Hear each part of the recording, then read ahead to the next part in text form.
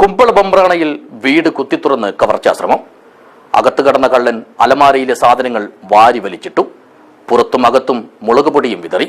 പരാതിയെ തുടർന്ന് സ്ഥലത്തെത്തിയ കുമ്പള പോലീസ് അന്വേഷണം ആരംഭിച്ചു. ദിസ് ന്യൂസ് സ്പോൺസർഡ് ബൈ ഗുണമേന്മയോട് കൂടിയ ഉൽപ്പന്നങ്ങൾ മിതമായ നിരക്കിൽ Sreekrishna hardwares, MG road, Kasaragod.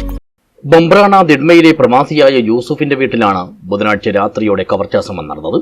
യൂസുഫിന്റെ ഭാര്യയും മക്കളും കഴിഞ്ഞ ഞായറാഴ്ച വീട് പൂട്ടി തൊട്ടടുത്തുള്ള മാതാവിന്റെ വീട്ടിലേക്ക് പോയിരുന്നു. വ്യാഴാഴ്ച രാവിലെ 11 മണിയോടെ യൂസുഫിന്റെ ഭാര്യ നിഷയും മകളും കുട്ടികളുടെ സ്കൂൾ ബാഗ് എടുക്കാൻ എത്തിയതോടെയാണ് മോഷണ ശ്രമം നടന്നതായി ശ്രദ്ധയിൽപ്പെട്ടത്. കമ്പിപ്പാര കൊണ്ട് മുൻവശത്തെ വാതിൽ കുത്തിത്തുറന്ന നിലയിലായിരുന്നു.